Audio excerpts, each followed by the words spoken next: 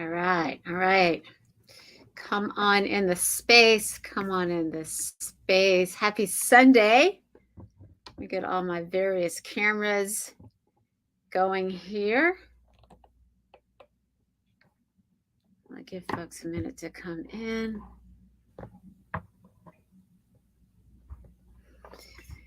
All right. I think I got everything set. So, hey, how are you? Happy Sunday. I am Renita Alexander, the Leadership Locksmith. I'm the founder of Leadership Unlocked, and this is Set It Up Sunday. This is my weekly conversation. We talk about all the ways that you can be intentional about leading yourself on Set It Up Sunday. This is the first one I've done since before Thanksgiving. So, did you miss me? I had an opportunity to spend Thanksgiving with my daughter in Atlanta, and it was really fun for me. She did all the cooking, which we both enjoyed. The only thing I was responsible for was a sweet potato pie, which I have to say, my sweet potato pie is to die for, but I only make it at the holidays. So it was the first one I had made in a while. So I was I was excited to only have to do that. So if you are here live, let me know that you're here. If you could give StreamYard permission to show your name if you are watching me from either LinkedIn or Facebook, that is how I'm streaming. If you're on IG, just say, hey, I can see you. If you're on YouTube, same thing. Just give StreamYard permission to show your name. Hey, Kizzy, how are you? Thank you so much for joining me. It's the only name Kizzy, I think you're the only name I'm seeing right now.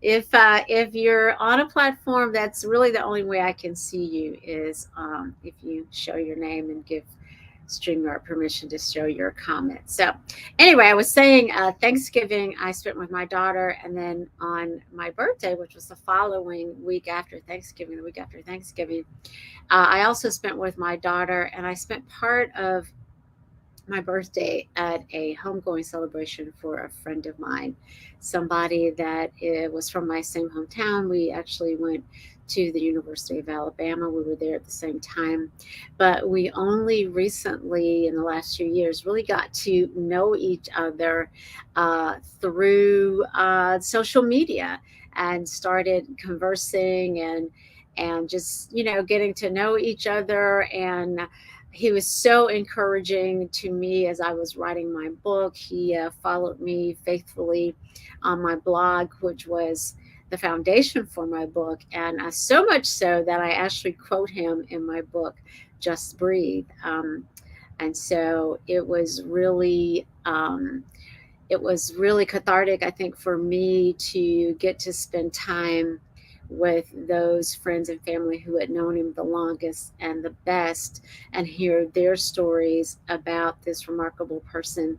And of course, it got me in a reflective mode. On my birthday, I'm celebrating somebody's life and getting to hear the stories of how he lived his life. And so it was very, as I said, cathartic, but it was also a really great time to be reflective. And that's what tonight is all about, is thinking about as we close out 2022, how we have engaged with who we're supposed to be, how we have worked to achieve what it is that we want to achieve. So I'm going to spend a little time just talking about that. Like I said, nothing like the end of year to do that as you get ready to maybe look at some new plans for 2023. I'll be talking about that in January. Some things that actually next week I'll be talking about some things that stop us from setting up and doing what we are called to do. But this week I want to again just spend some time on the reflection piece. And so it's really the way to get ready for a new year is to be cognizant, to be aware of what worked for you and what did not work for you. And it's actually what I talk about when I am talking about how we set up for the week or the month. when you are planning on a day-to-day basis. So it is okay to plan how you are going to live your day, your week, your month, your year. In fact, usually the people that are doing the planning have a better chance of actually achieving what it is that they are planned. It's something about, making a plan, writing that down or typing it down, having a record, a documentation of what it is that you say that you're going to do, that just um, makes it happen. That makes it happen. Okay. My second camera is not doing what I need to do. So let me kind of adjust that. Okay. I started really getting serious about planning when I was actually still in the military. After I took some Stephen Covey training, it was all about productivity. And the practices I learned from that training really, really, really helped me, really made a difference in how I schedule my days and my weeks. And, despite the fact that I was in the military and despite the fact that I was a single parent, I really realized that I had more control than I thought I did. And I've said this before. Of course, I had to work closely with my administrative assistant. Uh-oh, I had a person that kind of helped me plan what it was I was supposed to be doing every day from a military perspective, but actually sitting down and being reflective about the things that I wanted to do, the roles that I wanted to play, was very helpful in ensuring that I did the things that I wanted to do. So the first part of that is just setting aside time to do that. And so I hope you, as a result of this conversation that we're having, will plan to set aside some time in the next few weeks. If you've got some time off from your job, if you're taking some time, some vacation time to celebrate the holidays, I hope that you spend some time being reflective about the things that you did this week. And if you didn't accomplish, or this week, this year, and if you didn't accomplish all that you wanted to, I want to encourage you to give yourself some grace, right? Some understanding that 2023 is another opportunity to start again. But before we get to all of that, before we get to the reflection, I think it's important to understand what it is that you're reflecting on. What is the thing that's driving what you do every day? And that is, the understanding of your why. What is that thing that is driving, your purpose and your priorities? What's driving how you prioritize your day? And, why are you planning to do what you're planning to do? I believe that our purpose should be something other than us and bigger than us. And so if that thing that you are spending time doing is in service to your purpose, that's something to be reflective on. And that knowing that can really, I think, help with the planning and the prioritizing, because if you're not sure, then anything that you do can seem like it's getting you to a place, but it may not be the place that you want to be at. And that's going to be different for everybody, obviously, depending on where you are in life. And so, how did you do? Were you pretty adamant? Were you pretty consistent about doing things that were getting you to where you want to be? So that's something to be reflective on. The other thing is knowing your who, and that's all the roles that you play. So I talk about this quite a bit when I'm talking about either the roles that we are when I'm talking about the planning, when I'm talking about scheduling, when I'm talking about work-life balance.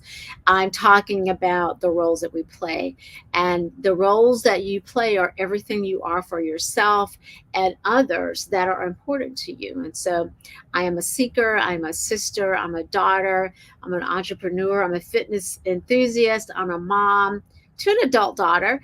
And of course that piece has changed as she has become an adult. It was a lot different when she was at home, and I was responsible for getting her to where she wants to go. Now she gets me to where I want to go.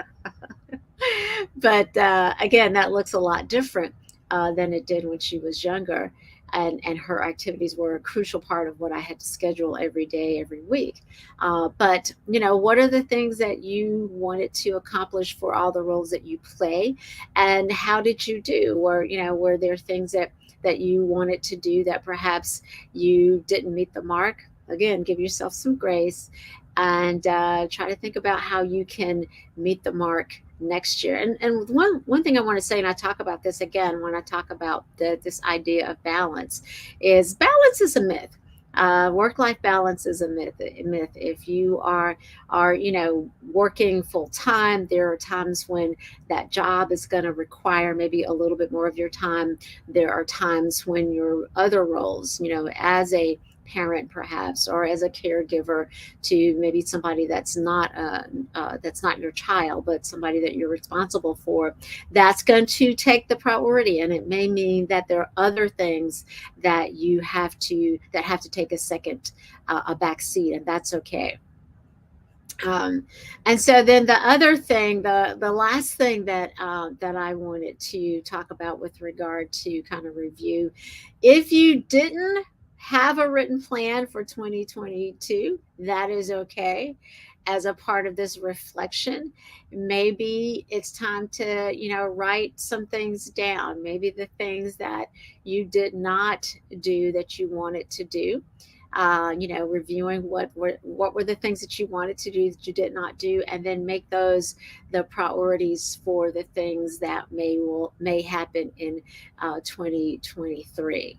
So uh, I think that is all that I have that I wanted to share with you. Again, just an opportunity to reflect, set aside some time over the next couple of weeks to set aside to reflect on how you did this year. And if that last thing, if you didn't have a written plan, maybe this is the time to write down some things that you wanted to have happen, and then write that down for 2023. So let me see if I have any questions or comments. So let me just ask a quick question. How many of you do, as a rule, make New Year's resolutions? Does anybody do New Year's resolutions? Hey, Habiba, I see you. Anybody make New Year's resolutions?